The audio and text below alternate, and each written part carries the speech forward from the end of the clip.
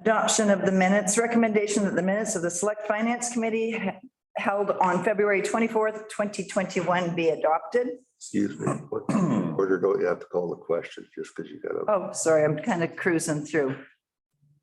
Terry, Jeff. Sorry. Technicalities, right? Recommendation that the minutes of the Select Finance Committee meeting held on February 24th, 2021 be adopted. Jeff, Terry, all in favor? Thank you. New business. So I guess, Evan. Sorry, Madam Chair. I'd like to make an introduction of our new staffer before we start, just so council is not asking who's sitting in the gallery there that we don't recognize. So we just hired Jason. Sorry, my apologies. We just hired Jason Froon from the city of Lethbridge to start with us as of Monday, November 22nd. Welcome, Jason. He is our community services manager, overseeing everything from recreation, daycare, social services, programs, working with Jamie. So Jason started today and he's joining us, of course, with the rest of staff and Mr. Laborie, sort of half staff. You new? Is Brian? Brian new? No, Brian is not new. Brian. Welcome, Jason. Thank you very much. Yes, thank you. Okay, Kelly, I think this is where you get to take it away. Okay, thank you, Ms. Anderson. So we'll start off with the tentative schedule for the next few meetings. We have 3 scheduled. Today, we're starting a little different. We're gonna take a look at our tax exemption bylaw, do a review of that, touch on some changes to the purchasing policy, and then we're gonna move in camera and take a look at our different land, our land inventory. Then at our next meeting, we're gonna talk all operational budgets, water, sewer, general, and then we're gonna talk about wages and benefits. And then our third and final meeting will be reviewing all the various capital plans and a summary of our finances and our reserves that we have and any other items that may arise between now and then. So feel free, if while we're having discussions or something pops into your mind, please send it to me because I'm happy to have a discussion about it during a budget meeting. And then we'll wait until the year end closes. We get the final figures for 2021. And then in February, I will highlight, we'll have one more meeting and we will summarize all the decisions and what the tax impact will be for that. And then we will present and adopt the budget, but in March of 2022. Is everybody good with that schedule? High level? All good. Okay, perfect. So moving on, I guess we'll get right into new business, which is a review of the tax exemption. So I have a little presentation that I would like to go over with everybody. Okay, so about 2 months ago in a council meeting, there was direction to staff to hold a workshop on the tax exemption bylaw. We've had it for 5 years. The economy is different than it was 5 years ago. So instead of having a workshop, I thought I'd just include it as part of the finance committee meetings. So I'll just high level explain a little bit about tax exemptions for everybody's knowledge and a refresher. It's a tool for council to encourage development to achieve a range of economic or social objectives within the community. So how does that tool work? Well, it allows council to provide municipal tax relief. And that is only on new construction. So not on existing construction, but on new construction, you're allowed municipal tax relief. And this can be in a specific area or a specific type of development that we want to encourage. And normally that relief, it has a defined length of time in terms of tax relief. The maximum allowable is 10 years. The typical range is 5 to 10 years. However, we can do it for 2 or 7, doesn't matter. So that's how we're allowed to encourage development in certain areas. But there are rules related to it. Oh, I had this little guy doing something funny, but anyways, the rules, it must tie to the OCP and zoning bylaws. So we can't just say we want to waive taxes in an area that isn't defined within the OCP or that's inconsistent with our overall planning. So it has, all the documents have to tie. We must define the reason for the bylaw, which must tie to the OCP.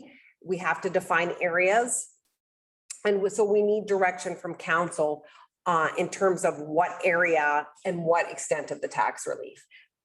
Yep. But right through the chair.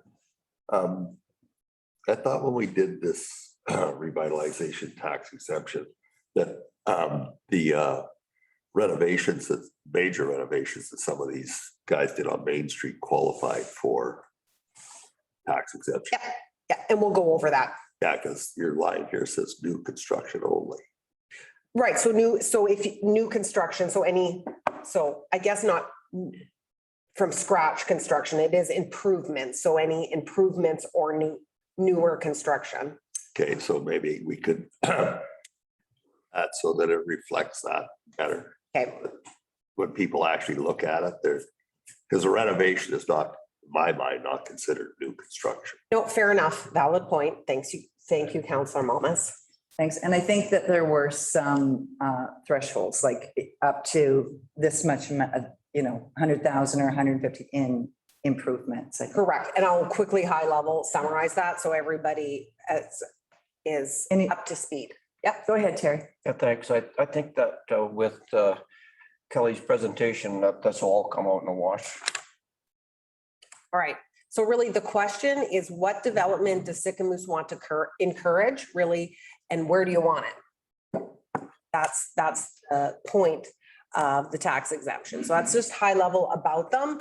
And what we currently have is what I'm going to summarize next. So we have bylaw 918. We adopted it in 2016, December of 2016. And the program objective, so the purpose of this bylaw was to generate economic growth, new investment, and community revitalization as prioritized in the OCP.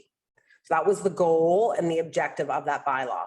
The details of that bylaw. So we have 4 tax exemption areas, which I will explain each one, and they're in order of the length of the exemption. So the first one is the hotel development. That is the longest tax relief that we are providing. So what council in 2016 said was, we really want a hotel here. We're going to provide them with 100% municipal tax relief over the maximum amount, because we really want to encourage that.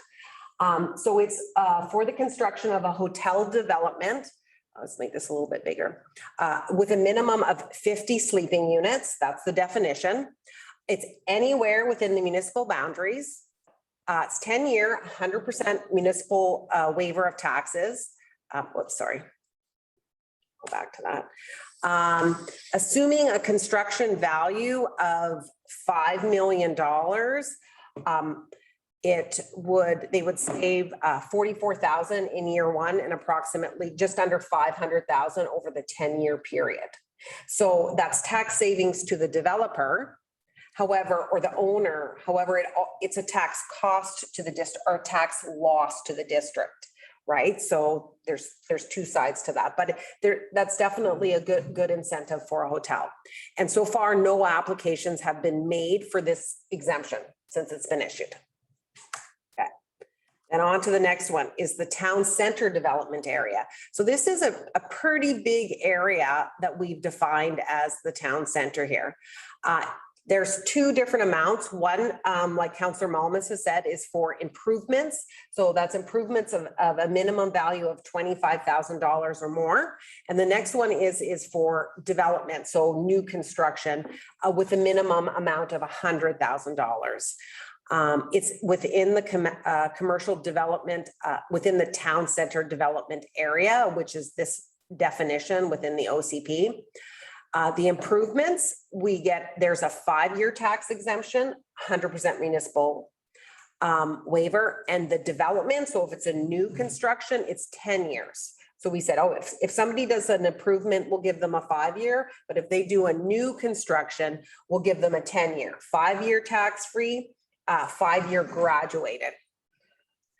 So if somebody's building a new construction for 500,000, it's about, saves them year one, 5,000 in taxes, over the term about 35,000 in taxes. Since this has been up and running, we've had 5 applications for this, of which 4 of them are the 10 years, so over 100,000, and 1 is a 5-year. So that's so very good. There has been some growth in the town center. Prior to this revitalization tax exemption, there was one done back in 2011, which we repealed and replaced with this one. And that was specifically for the town center. When we did this in 2016, there was nothing from 2001 to 2016. So there is definitely more development occurring. And as we're seeing with Scott and his team and the planning committee, there is more development continually coming down the pipeline. So that's town center. Industrial. So that's the industrial and. Go ahead, Jeff. Sorry, Sorry. Yeah, I just have a question. You said there was 5 in the downtown center, 1 of which was the lower amount and 4 of which were the higher amount. I thought the higher amount was for new built, like over 100,000. right. So it's minimum construction value of 100,000. So I guess it's not new build, it's just the value of it has to be over 100,000. So we've got, for example, the dentist. Yeah. Sorry, then there is IDA, the drugstore, then we have Mountain Park, right? Those are the large ones. Then the on Riverside, because in the town center, we have this whole Riverside area, which is something I want to look at. What we'll talk about. We have this whole area. So the storage facility over there, that one is part of the town center as well. And then When you made the comment, you said improvements over 25,000, then you said new construction over 100,000. So new construction is still not a renovation. okay. So improvements over 100,000. Okay, Yes. so we should just clarify the wording in that. Okay. Thanks. Yeah. Thanks, Jeff. And I'm going to get you to speak up because for the sake of the gallery, please. Go ahead, Kelly. Okay. So the industrial development area, this is weighted the same as the town center in terms of the tax incentive. So once again, it is a 10-year one, 5 years of municipal tax, 100%, and 5 years of graduated. And this is for any improvements over $100,000. And this would save somebody, if they build something for $500,000, about $6,500 year one, or $50,000 over the term. Since we've had this, we've had 1 application made, however, we do, and 1 tax exemption issued. We do have more, we just got 1, we just recently received another one. However, because we get an application, but the tax certificate isn't actually issued until it's built, right? Because it's based on the the improvements. And so there's a time lag there. So we did receive another one just last week on the industrial. And last but not least is the highway commercial area. And this, at the time in 2016, this was the lowest incentive. So it's only 5 years graduated. And this is also for a minimum improvement value of $100,000. So year one, that would save somebody, if they built something for $500,000, just under $5,000. And over the 5 years, it would save them $11,000. So less of an incentive, but an incentive nonetheless. And since this application started, since this program started, we've had 1 application made. And I believe that was the improvements at the Shell station. So that's where that one is. So those are are the details of what we currently have, and I'll just summarize it. So we have 4 areas established. It's been 5 years since we've started the program. There are 7 tax certificates or exemptions issued since that time. So now we are reviewing it, seeing if there's any changes, modifications, additions to be made. Any questions or comments just on where we are at before we talk about moving forward? No, yes, Perfect. Okay, so now future, moving forward. So as this bylaw ties to the OCP and the OCP's guiding principles, it's really important to take a look at those when we look at what other things we want to do. So currently, the objectives of our tax exemption tick off the top 4 guiding principles, which is town center revitalization, encourage and enhance community beautification, promote commercial and marine development, and encourage economic development and diversify the economy. Something that it does not address is encourage and support housing, attainable housing. So that is one of the items that when we talked about it a few months ago at the committee of the whole was to look at a way where we can provide a tax exemption for multi-unit housing, so more housing in the community. So one way we can do it, and this is something that City of Kelowna has done, is to encourage purpose-built rentals. So what is a purpose-built rental? We can define it however we want. An example would be a project with 5 or more dwelling units that is intended to be used for rental housing. Purpose-built rental housing meets housing need within Sicamous and does not include buildings that are stratified. So these are not individually owned and sold. It's a building with multi-units that's made for a purpose-built rental. So how we do that and encourage more housing is that if somebody would like to build one, we can enter into a 10-year housing agreement and put a covenant on title saying that that building needs to remain for that period for rental purposes. And really then the question is where do we want to encourage that development, and how much tax relief do we want to give that type of development? Right now, we have the multi-family development permit area within the OCP, and that actually is the entire district boundaries. So we don't have a designated area. It's anywhere within the district of Sycamore's boundaries. Wait, can we just, I think Malcolm has a question. Sorry. Was Councillor Malmus? Okay, yeah, okay, thank you. Yeah, with affordable housing, and there's new models out there, and this is referred to as attainable housing in the previous slide. So attainable housing is rental and ownership. So I wonder if we're restricting ourselves by making this a purpose rental instead of keeping a higher umbrella of attainable, because with the new housing models for attainable housing for ownership, it still stays in a pool. You can't flip it and profit from it. So there's models out there from the Habitat for Humanity, for example, and BC Housing, that it's beyond rental these days. It's trying to get people transitioning into ownership, where I think it would still qualify for these exemptions.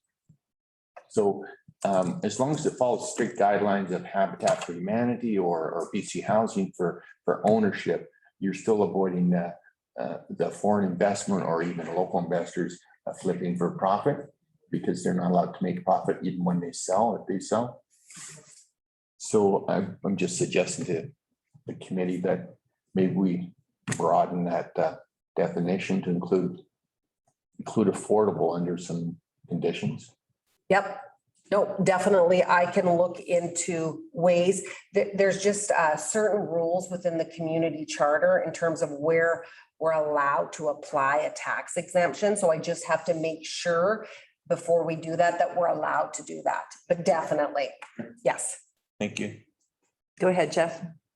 I'd like to just suggest that we try to keep this within the town center, Riverside area, rather than the entire community. If you're trying to get downtown and get commercial and get people here, I know the community is walkable, but if we're going to encourage it in our town center, this area here, that I think that we should not do it in the entire community. I just don't think that that's a wise thing to do. Yep. No, that's great. This is the whole point, is to gather input, feedback. I've got little handouts for everybody. We can have a discussion. No decisions are being made today. It's just to gather input. And then we can determine what really makes sense when we can, yeah, that's perfect. Another way that we can encourage more housing too is to encourage existing commercial buildings to convert or add upper floors for rental units or potentially affordable housing units. And right now, for example, so this is in the OCP, this whole area is the town center development permit area. However, within that, there's more detailed, what are they called? Character areas, right, within it. So the red one, so we can break our tax exemption into whatever we want. It doesn't have to be this whole area. It can be the red area or the purple area. It really depends on what we want. When we originally did the tax exemption, we made it the whole area because we really wanted to encourage development everywhere. But so this red area here, when we're talking, is mixed use. It supports commercial, residential, mixed use. So this is an area where we can potentially throw some kind of incentive for adding rental units or affordable housing to existing commercial buildings. So it's just an idea. There's different ways that we can look at trying to encourage that. And really the question is what else? Any other change? I'm going to come back to this slide. I just want to talk about, high five, discussion. There is a cost to the tax exemption. Yeah. Could it be beneficial for us to look at our housing assessment? I think Scott's working on that first before we. Definitely, we will work together with the housing and determining really what our community needs are together. Yeah, and being really careful with defining a rental. Like I think Sycamoose needs long-term rentals. We don't need any more short-term. I think we've got enough Airbnbs and things like that. So long-term for sure. 100% long-term, yes. Go ahead, Malcolm. No, I agree with the chair, Councilman Anderson. Also important for the definition of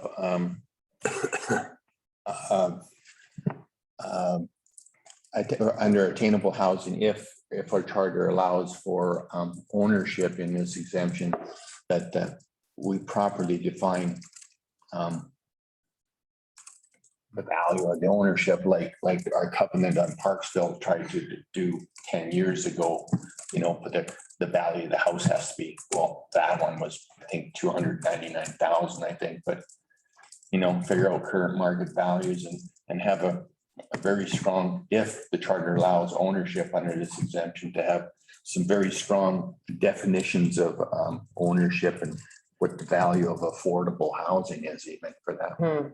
Exactly. And that's where it could be great. I'll definitely have to look into that to determine exactly what we can do and how we can really encourage that. Yep. Just going back to the question from the chair on the housing needs assessment. So that's being presented at the Planning and Development Committee today. Have that in front of council, hopefully in January. And then maybe to answer Councilor McCabe's question on the housing strategy and coming up with the policies or the procedures for the affordable housing, then we are going to put those ads out for that housing committee. There's going to be, I think, 3 council members on that committee. So there's an opportunity to address that as well later. And I like that. And then we can make sure we work together. Yeah. Go ahead, Jeff. And then I'd like to make a suggestion on that area that we have as the red zone, that it be expanded down to what is that? The old Waterway Street there. Like, and include the Fred, include the Gordon Mackey Lane. Like, I think that the seniors is basically tax exempt anyway. So when you look at the map of which is the town center development permit area. Yep. To expand that red to the street below. I think that takes that large piece of property, which used to be the East Beswick property, and puts it in there.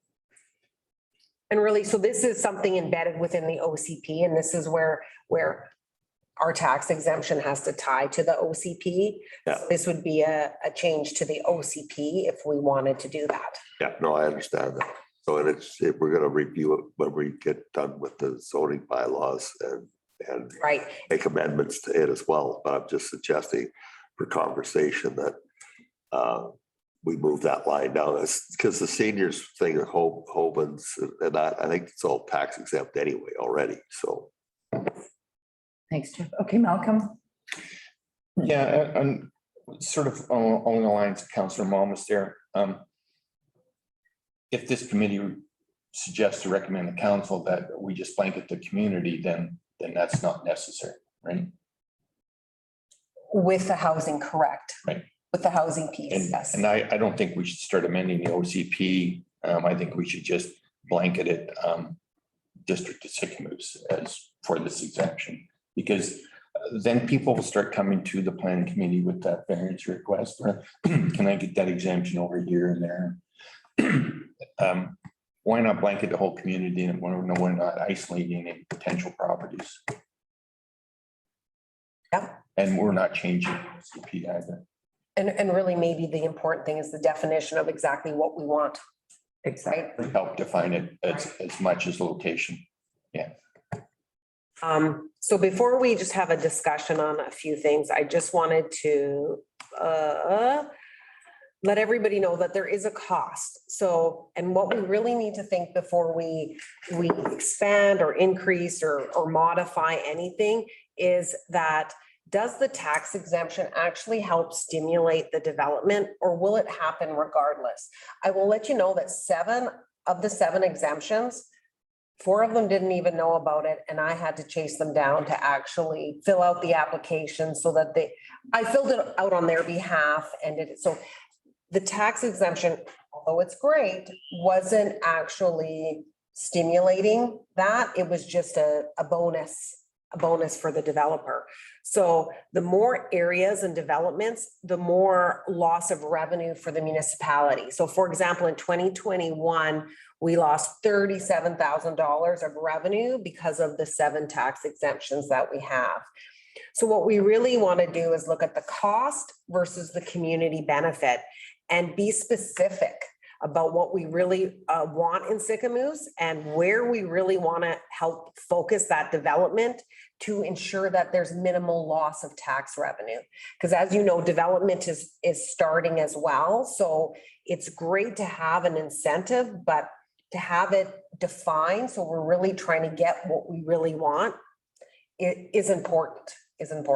And we can make it as big or as small as we want it, but there is a cost to it. And this is revenue that 40,000 that we can't, put into, do whatever we do with it, right? Even though down the road, we will be collecting it and there's other spin-off benefit, understood, but just to be mindful that when we think of the different areas, because really what I'd like council to do is look at, going back here is, oops, wrong way, is looking at our current tax exemption areas and our current OCP land use designations and really looking, okay, so where, like right now, for example, our town center is pretty big, right? Do we want to reduce that so it's only the red area? Is development going to occur on Riverside anyways? Or not. And this here is also highway commercial, even though it's part of the town center area. Do we want it in there or do we want it with highway commercial? Do we want to get rid of highway commercial? Because it's going to happen anyways. Like, these are questions that need to be considered as we move forward. Thanks, Kelly. Go ahead, Malcolm, and then Terry. Yeah, no, I agree 100%. We don't want to lose revenues at the expense of someone doing something anyhow, and they're just getting a bonus. You had to chase more than half of the folks for that exemption. I think our industrial park, we're getting a lot of interest in our industrial park. And so we might want to think about changing our percentages. Because the industrial park has some more interest in it now and starting to build up. And then maybe move that to highway commercial instead of industrial and stuff like that. But as far as if we're just on the topic of attainable housing, there's a developer, a private developer can call anything affordable housing. There's no regulations of how they define affordable. There's streets out on our signs out on our streets that say affordable housing this way. They can call whatever they want affordable housing. But to truly be affordable, it's usually subsidized. And and then that's where the nonprofits come in. And so I think there is an incentive in there that could be very well received by the nonprofits as opposed to developers. So again, it goes back to the definition of affordable. Yeah. And a lot of those not-for-profits apply for a permissive tax exemption anyways. Right? So then all the taxes get waived with a permissive, not just the municipal portion. Yeah. Right? Depending on the scenario. Go ahead, Terry. Yeah, so thanks, and to the chair, under this topic about cost, and I think the primary intentions of the revitalization plan was to be competitive with neighboring communities such as Salmon Arm, for an example, Vernon, Enderby. And so I do believe that we have to be strategic. I also don't feel that we should be just giving away tax exemptions. I think that it's up to the developer in order to research this, and not for us to go and approach them and say, well, this is available to you. I'm not so sure that's the right way to go about this, but I do believe that we do have to be very strategic now that we see changes happening in Sycamoose when it comes to highway commercial, the industrial site. Like when we first formulated this, none of those particular areas of the community were actually being even, there was very little interest in it. Now there is. So it has accomplished something. But I do agree with you. I think we have to be very strategic as we move forward as to how we lay this out. My thoughts, thanks. Thanks, Terry. Go ahead, Jeff. Through the chair, I think that the part of it that we're using for renovations, it should be for entirely new construction only, not for renovations. Because a lot of stuff we have is like putting lipstick on a pig. There's only a couple buildings that are virtually not tear down that are left that haven't been fixed. So that would be point number one. It should be new construction only. And I guess the affordable, as Councillor McKay was suggesting, is always going to be run through the BC Housing or through Habitat for Humanity. I know if I was a developer, I'm not going to put a bunch of money on the table, and I'm not entitled to make a capital gain. I just wouldn't do that. That's not prudent business. So I don't think anybody in their right mind would do that. So you're gonna be going through those other groups anyway. So yes, if we made it over the entire community and new construction only, and the biggest thing with what, to refer back to what the mayor just said, is that when we went through this whole process, one of the things that was discussed that never happened, we lowered our DCCs, and that was our competitive edge over the other communities. We now can brag about, I don't know if anybody's verified it again, but at the time when we did it, we had the lowest DCs out of any community around us. And so the DCCs are a cost to a developer that, and I know I spoke with Evan about it, and I'm not sure if Scott was involved in it at all, but one of the things was on the DCC side of it was to make it that they could pay the DCCs not up front, but throughout the project. And according to Mr. Parliament, there is a mechanism that can be done rather than paying it up front. I think we should spend more time looking into something like that. I'm assuming they'll have to put up a bond for it or whatever, but it's the upfront costs that hurt a development more than anything. So if you didn't even offer a revitalization tax, but you offered a way to move those DCCs towards the back end of their project, whether either sell it or whatever they're doing, that would do more for development than revitalization tax. And it wouldn't hurt the districts because that 40 grand is 1%. Mhm. So that's just my thought. That's a good point. And on that note, for the DCCs, there is a thing in our DCC bylaw that if it is affordable housing, DCCs are waived. Well, it's not just, There's a definition for affordable housing within our DCC bylaw. That's just a side note on that yeah, but I was referring to the DCCs for payment. anything. And those can be split a third Yeah, over time. And so for 3 years. if we did that, that would be more advantageous to the development than the revitalization tax, because he's still got all the upfront costs and then he gets that tax back over time. Well, that tax might be covered off the interest he's paying on the money that he had to lay out up front. So that's just my viewpoint is from a business perspective. The less I get loaded up on the front end, the happier I'm going to be. So. Thanks, Jeff. Anyone else? Okay, Kelly? Okay, so, and I hear you loud and clear, and we do allow for payments over a couple year period for the DCCs. Okay, so really at this point then, and I think it's important that that if we're making changes to the zoning bylaw, which we clearly are, and the housing needs assessment, once we get some kind of definition that there's not a massive hurry to change the tax exemption bylaw, but we should be talking and making sure we strategically do it at a time that makes sense, that we know what we're doing. So really, I've got some information that I'm going to give to you guys. It's like a one pager, just with some questions on it and some maps, just to put comments, thoughts, whatever you feel like on here. This is just the initial thing. I'm going to gather input, and then I will we'll go over it again. And really, I didn't know if you wanted any other input from the DevCore board, from the Development and Planning Committee, or what your thoughts were in terms of, do you want input from other areas on this? I think so. And I think when we did this tax, a revitalization tax exemption, we had a committee that worked on this with the staff. There was a working group. It was a working, yeah. there was a portfolio for it. Yeah. I think it was Todd and I, if I'm not mistaken. So that, that might be something that we want to consider again. Go ahead, Jeff. Just for an example, like with this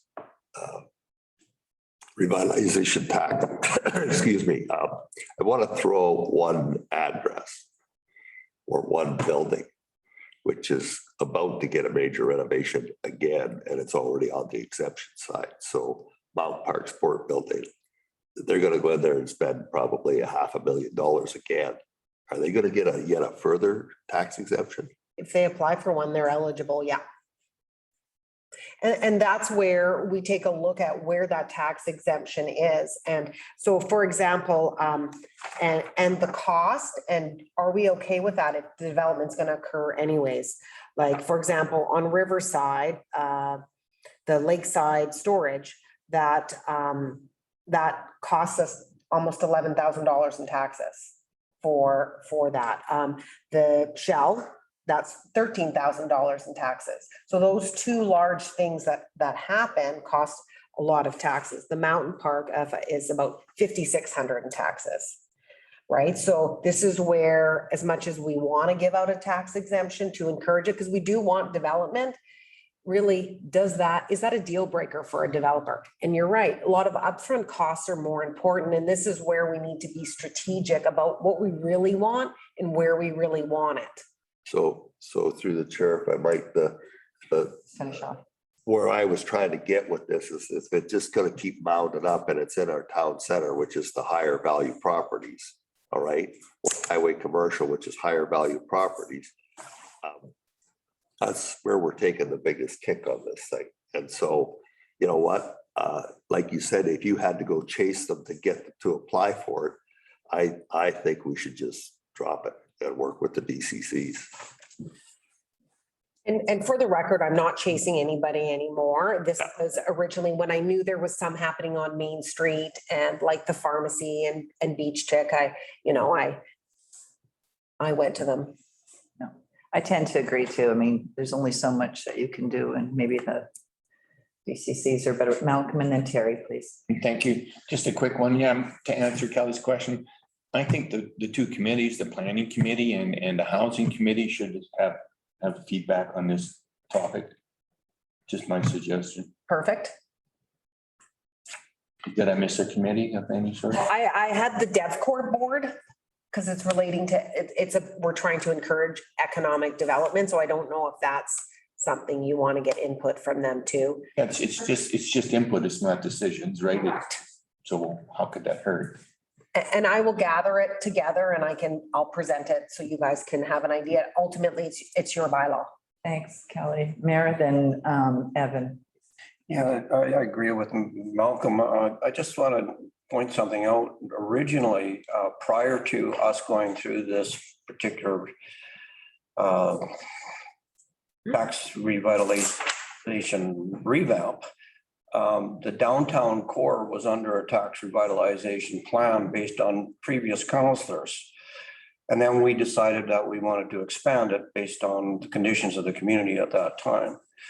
So, yeah, I think that we really have to take a hard look at this and especially, and I understand where Councillor Malmus is coming from when it comes to, we don't want to give away tax either, but we want to have some incentive. And what is the most important part of the community that we want to have incentive for?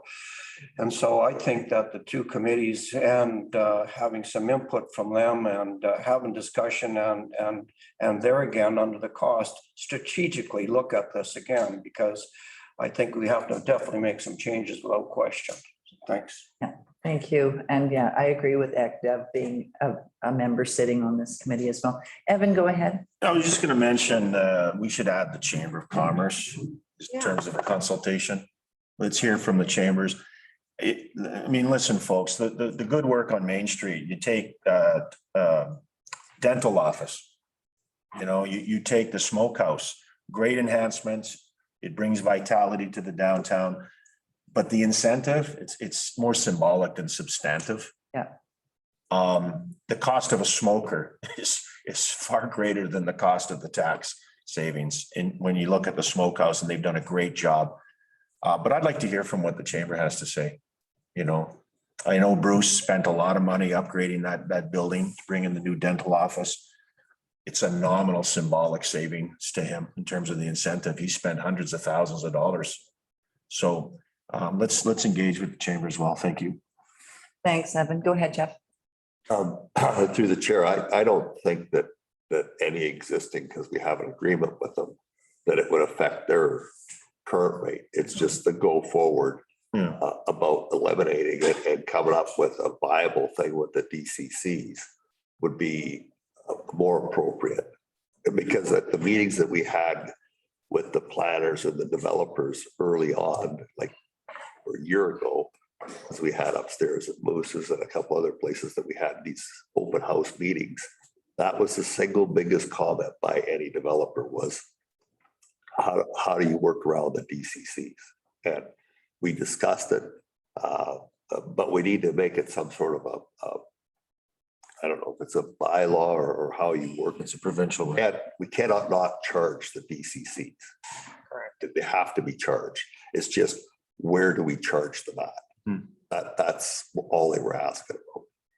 Yeah, and I think Kelly mentioned that you could do a quarter, a third, a third, a third, so. Yeah, and on that note, on our next finance meeting, I have a line item to actually revisit the DCC bylaw. Even though we did take a look at it back in 2018, a lot of our projects have changed, and that's how the DCC factor is contributed.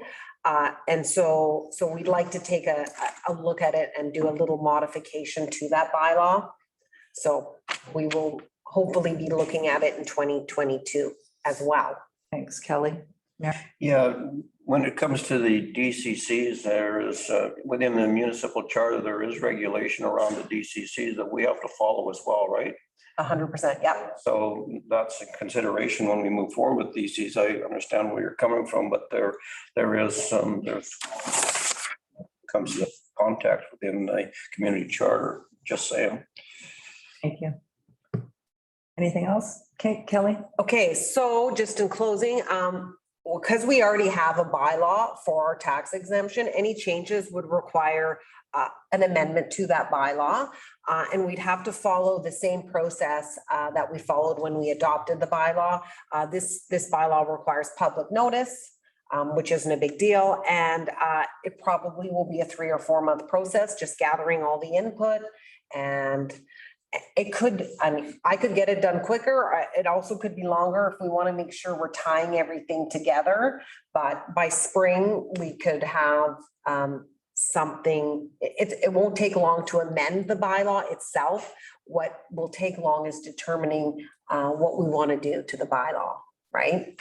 And I'm just throwing this out there. Is there a couple counselors that want to work with staff on a working group, or do you want me to just continue bringing this back to the group? I'm fine with whatever.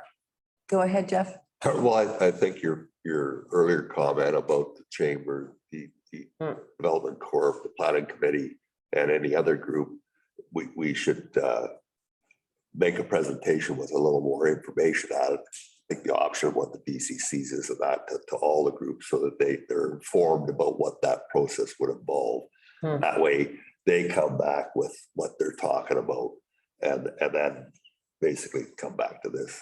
Okay, perfect. I think. So basically, if I'm understanding, correct, have a workshop with someone from each one of those groups, put it all up, put it in a package, and then bring it back to council. Correct. Okay, That's what I'm hearing. okay, that's what I think that those groups should independently get the information and look at it, and then they can meet after to discuss different viewpoints. Like the chamber's got a different viewpoint than the planning development committee, than the economic development. So if they make their choices without influence, and then you bring them together, and you're gonna get what they're really interested in. It's not a big process. We could do it at the next one, not this planning meeting, but the next one.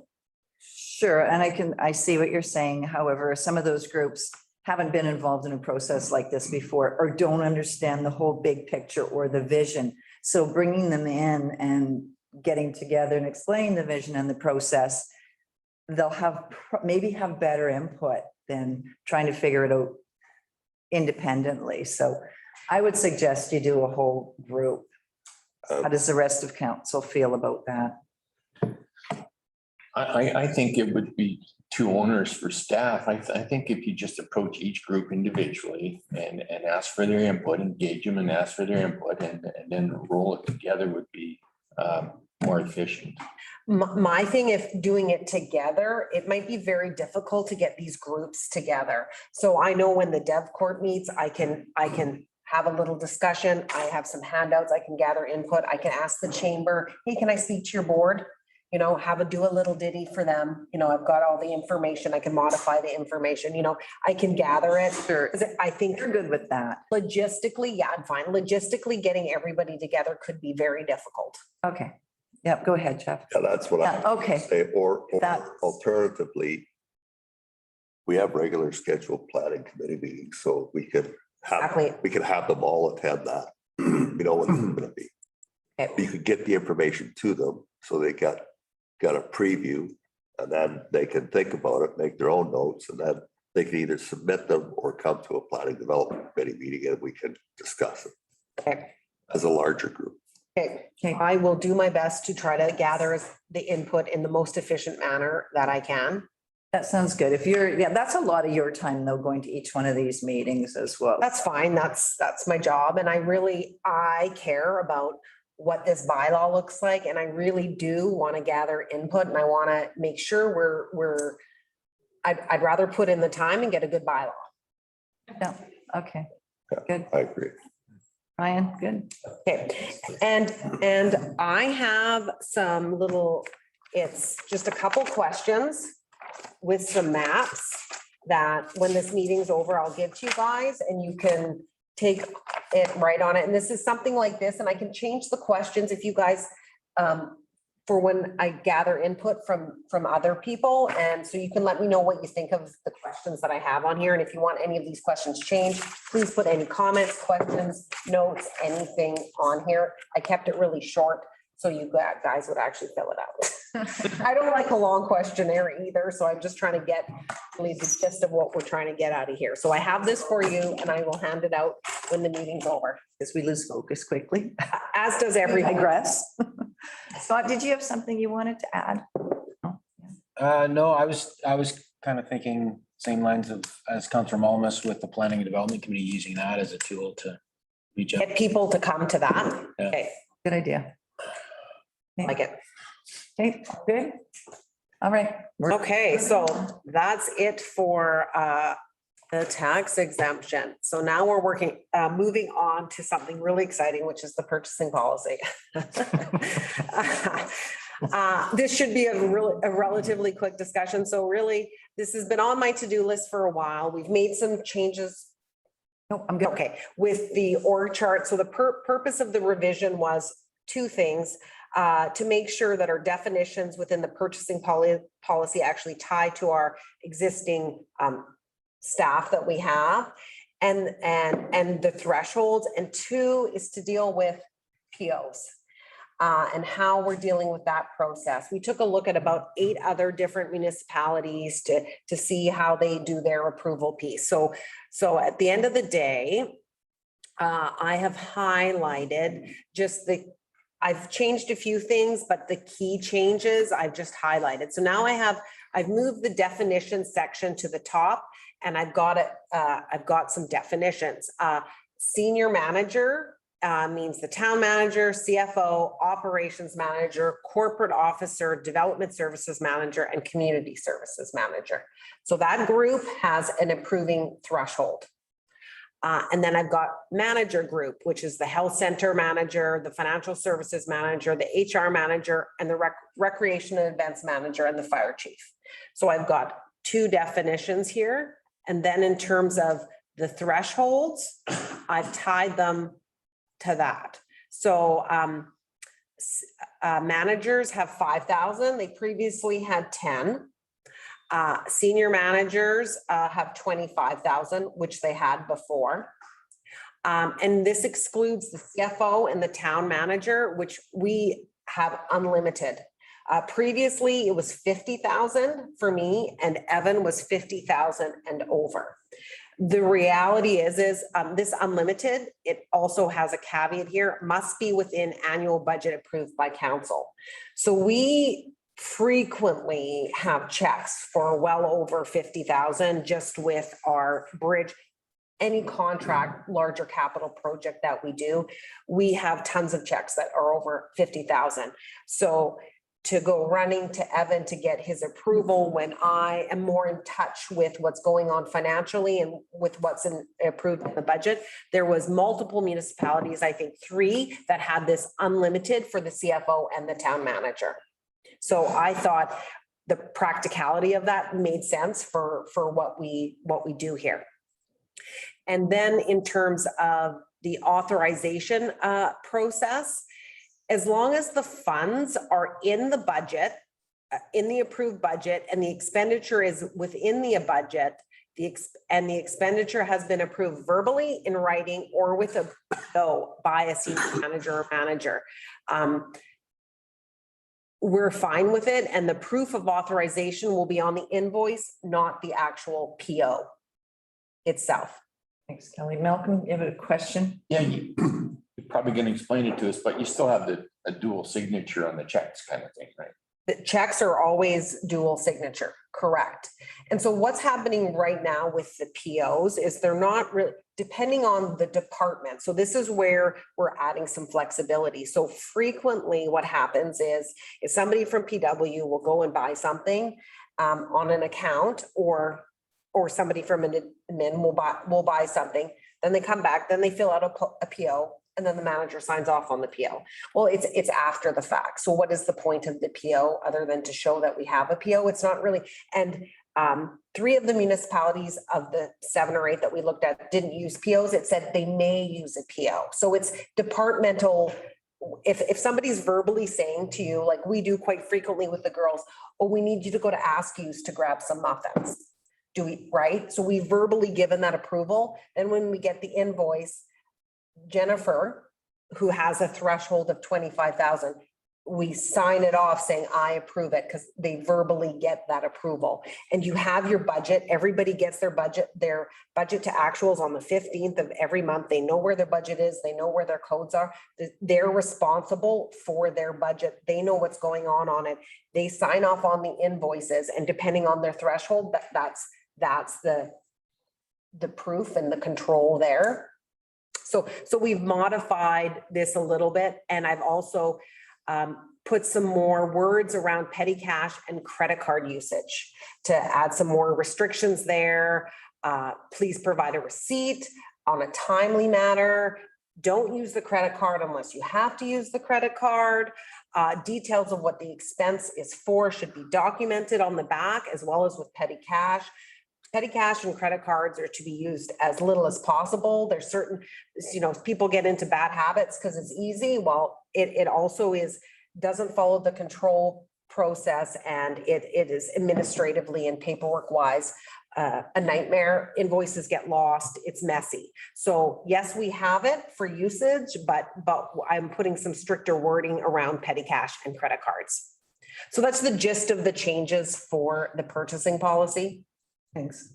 Malcolm, go ahead and then. Yeah, thank you. On number 4, you have signing authority, but I've seen different organizations have a signing matrix, like it tells you who can sign at what level, but the combination of dual signatures and who can sign, like it takes the mayor and the CAO to sign $1 million, or the CAO and the CFO to sign $500,000, or a signing matrix. I don't see it in the document anywhere for actual, you know what I mean, Kelly? A signing matrix on an invoice or on a check? Just in relationship to values, signing, or Right, so this really is the matrix right here, which is this, right? So we're saying that a senior manager can approve up to $25,000. And so let's say it's $40,000. So then the senior manager would sign off, but I or Evan would also sign off because they don't have authority for the 25,000. So that's where this additional spending limit authorization with CFO or town manager signatures. so I guess like the mayor has signing authority in his absence. I'm deputy mayor. So how do we know who's allowed to sign what? By this table, or would a matrix help? So that's on checks. That has nothing to do with the approval or the signing authority on an invoice. Right. So that's the signing authority on a check, which is different than the approval, because Terry signs off on the check, or you, in lieu of his absence, as well as a staff member, which is I have signing authority and Wendy has signing authority in lieu of my absence. So however, you're not responsible for the budget. Okay. So that, even though that says signing authority, it's the signing authority of the invoice and the purchasing authority. The authorization. Right, it's the purchasing authority. Like every check, even if it was $1, would be double signed. Exactly, doesn't. They're all double signed. I just like, if I'm a rookie or someone else is, say, deputy mayor next year, whatever, this calendar year, it's on that calendar basis, actually annual basis, or homework council wants.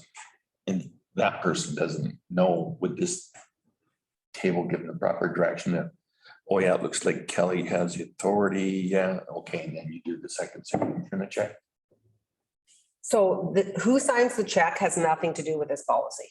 Right. This is And it's saying purchasing authority, right? So what we do, this is, it's internal controls that the auditors look at to make sure they can rely on, you know, that we're just not out spending willy-nilly. And so the people signing the check is more, Formality. right, it's more of a gut, yes, So it's the final check. correct. No pun intended. Right, so then I guess the person signing the check flips back to the associated invoice and makes sure, I mean, I do, that the initials are there to show that this process has occurred. Right, so this is purchasing authority, not necessarily, not the signing authority on a check. So Go ahead, Terry. To the chair. No, I'm just looking under purchasing guidelines as well, and under purchasing guidelines, number 3 and number 4, when it comes to proof of authorization and unauthorized purchasing and whatnot, and the revised policy, I'm completely confident in Kelly in revising this policy. It just throws in a few more checks and balances, and I'm totally good with it. I agree. Yeah, I was just asking. I No, don't, but- I don't have a problem with it.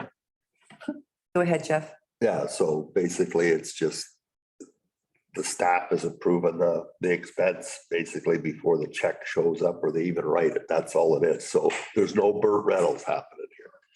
I was gonna say that. Say that, you beat me to it. And all these things are Handshake. prior to payment. This is all prior to payment, or it wouldn't even come to anybody to sign. Okay, Malcolm, you good with that? Yeah, for sure, yeah. Good. Everybody's good? Okay, let's carry on. So this will be coming to the December 8th council meeting for adoption. The next council meeting, I'll put a staff report highlighting the key changes. I just thought we could have a discussion about it because we're having a finance meeting and it is finance related. Okay, so with that, that's it for the public portion. All right. Any more questions or comments? Good job, Kelly. Next one will be much longer. Yep, we're going to move in camera now. Galley questions? So do I have to call this meeting at a time? And Take questions from galley? You just, don't worry about the time. Okay. It's on the. I'm just gonna go to. Gallery on this, it's just we're moving in camera. Yes, yeah. So recommendation that pursuant to section 91E of the community charter, the select finance committee move in camera. Jeff, Ryan, all in favor, carried. Thanks for coming. See you, Brian. Bye, Brian. Hi. Nice seeing you. Night, Kathy. See you later this afternoon, Brian. And also, yeah, Ah, yay. there was an agenda glitch and it had the wrong. Hey. Okay, so we'll call this meeting. Do we need to call this one? We need to do a resolution to move into in camera. Yep, recommendation that in camera select finance committee meeting agenda for November 24th, 2021 be approved as circulated. Jeff, Ryan, all in favor? Carried. Adoption of minutes. Recommendation that the minutes of the in-camera select finance committee meeting held on December 9th, 2020 be adopted. Carried.